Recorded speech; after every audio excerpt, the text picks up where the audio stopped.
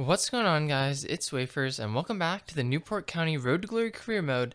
It's episode 61, and today we are going to be finishing off in November and heading into the beginning of December with a combination of Premier League and Champions League games in this one. Looking at the table, 11 games into the season, and we are top of the league, 9 wins, 2 draws, and we have 29 points, 3 points ahead of Manchester United, 4 points ahead of Spurs. Obviously, it is early on in the season, but we are off to a good start, and we are going to play another tough game here to start off the episode against Spurs, who you just saw were in third place. We're hosting them at the Rodney Parade, and 26 minutes in, we would come forward. Ibrahim Marsh gets involved, gives it over to Rollins. Rollins is going to stop, pass it in, and Telford is able to beat his man to the corner. He goes to cut back inside and then cuts back again, and then he scores a really nice goal there by Telford, just working the space in that right corner of the box, getting away from his man initially, then cutting back and going back on himself one more time. Now, a little bit later in the game, you can see here we get a really bad injury for Richards there. I have to take him off and bring on Mola to replace him. So we'll figure out what his injury was in after this game, but it does not look good. We would continue the match, and right after we had to take him off, Rollins would give it through to Telford, who hits Bennett. Bennett would go to Hopkins, and Hopkins smashes it home from that right side of the box to double our advantage over Tottenham and give us a 2-0 lead. We would hold on to that lead and get the 3 points, but right now all the concern was about the injury, and Omar Richards is out for 2 months with a dislocated shoulder. Really disappointing news there. Obviously, he's a big part of our lineup. We brought him in the transfer window, and he's been amazing so far, but he will be out for 2 months, which means that Mola is going to have to step up. He was decent last year, but we're going to need some good performances out of him while Richards is out. Our next game is against Wolves, and they would take an early lead in this one after Daniel Malin breaks through our defense and is able to finish that one to take the 1-0 lead. We would come back 5 minutes before halftime down this left-hand side with Rollins. He would cut inside and find Marsh, who finds Bennett, and Bennett is able to find the back of the net with the defender right on his shoulder. He was able to hold him off and get the shot off and put it into the back of the net to level this one at 1. A nice goal there by Bennett. And that is all the scoring that we had for this game. A 1-1 draw against Wolves. And that leads us into our first Champions League game of this episode, hosting Inter Milan at the Rodney Parade. And we need to win this game if we want any chance of going through or going to the Europa League.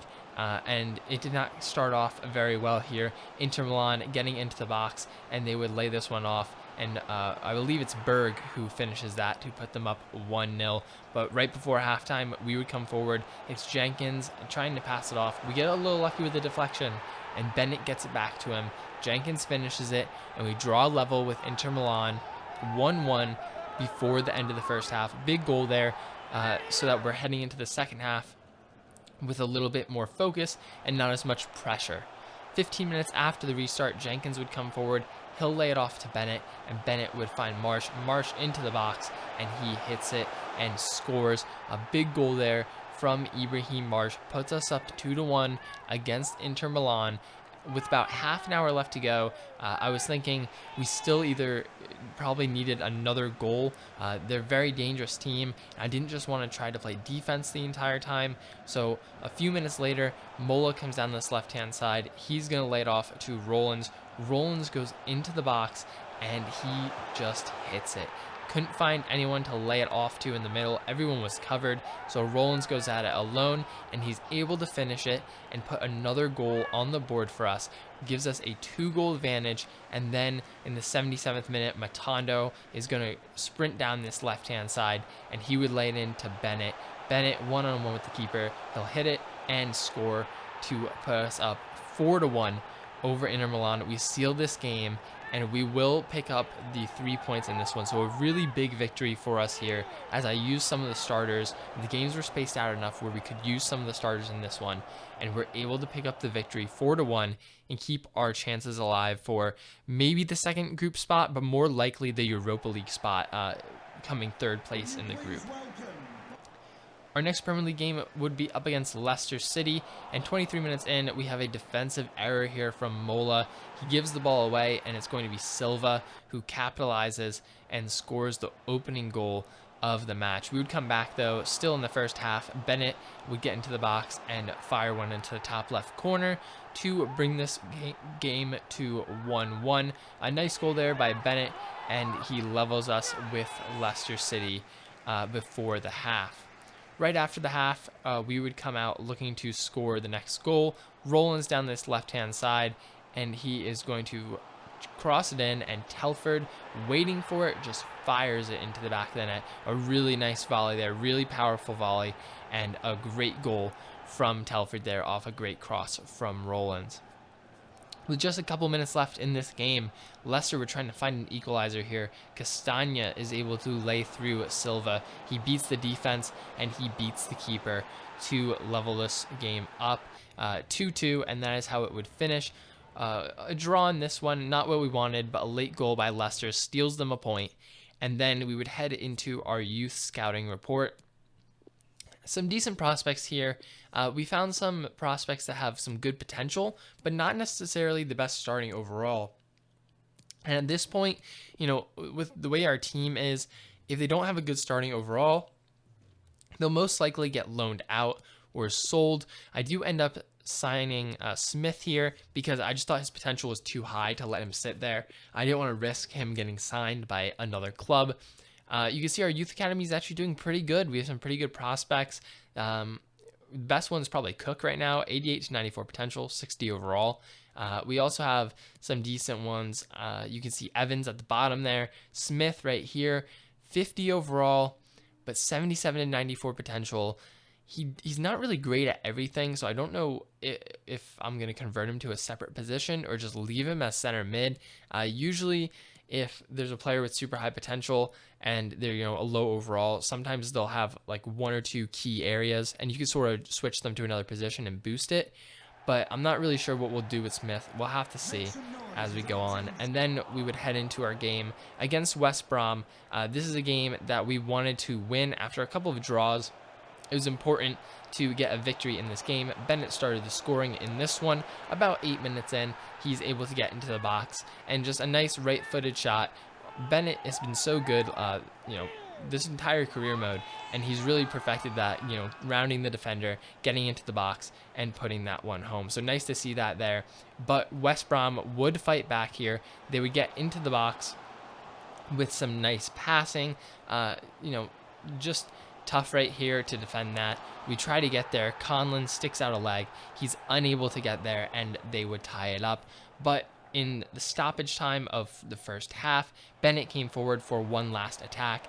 He eventually would lay this one off. He's going to pass it off to Rollins, who finds Marsh, and Marsh slams it home. I believe that one went in off the post or in off the side netting. So a really good shot by Ibrahim Marsh here to put us up 2-1 heading into the break. Nice to get that lead going into the break. 15 minutes after the restart, though, West Brom were looking to equalize once again. It's Morton, and he would find Richards. Richards in on goal, and he just hits it immediately. I thought he'd go closer to goal, but he just took the shot. It went in, and we were tied up once again. Bennett again here, trying to get things started on the offensive end, lays that one off, and once again it's Marsh running forward from the midfield to finish another shot here and put us up 3-2. Just sprinting out of that midfield, really looking to attack and be a threat coming forward. Marsh has always been pretty good at that, and in this game he was just on another level. As Matondo went down the right hand side here, would cross it in, and it's Marsh with the header. Marsh with the header. He's like 5'6", and he wins that header in added time in the second half to seal the game for us. 4-2. Ibrahim Marsh with the hat trick. Marsh, the magician out of the midfield, picks up 3 goals, and I just thought that header to end the game was great. A 5'6" player winning a header in the box for a goal. Just pretty cool to see that, and Marsh with a great performance. But after that, we would have to take on Sheffield United, a team that is like sneaky good. They have some good players. They never perform really well in the league. They're always like mid-table, but they have some pretty dangerous players. And they would get an early goal here from Kouame, I believe is how it's said. I might be wrong on that, but he would start them off with an early goal. And then into the second half here, off of a free kick, they're able to win it back, and they get it into the box once again. It's Kouame, and we block that shot, but they do get the rebound. Ampadu is able to get inside. He's going to lay it off, and it's Koulibaly to put it away. And at this point, we were in a 2-0 hole. And then in added time, this was a loss anyway. They come forward one more time to put on some added pain, insult to injury here, as Koulibaly picks up his second goal of the game. So we do have our first loss of the season here, 3-0 against Sheffield United. Pretty disappointing loss there, but we got the loss out of the way. Last season we went like 27 games before we got a loss. This time we get out of the way, 16 in, and we still sit in second place. We no longer have that pressure of the invincible season on us, which is pretty good because, last season, although we did play pretty well, once with all that pressure building up, we did end up going in that skid. Once we lost one, we sort of lost it all. We had those 3 losses and 3 draws in 6 matches that really affected us. This season, hopefully we can just bounce back. This is an early loss, but nothing to be too afraid about. We still sit in a very good position. And then hopefully in the next episode, we can secure our spot in the Europa League by beating Shakhtar and finishing 3rd in our group. But that's going to be it for this episode of the Newport County Road to Glory Career Mode. If you guys did enjoy it, make sure to drop a like. Let me know what you think down below in the comments and subscribe if you're new. And I'll see you guys soon with a new episode.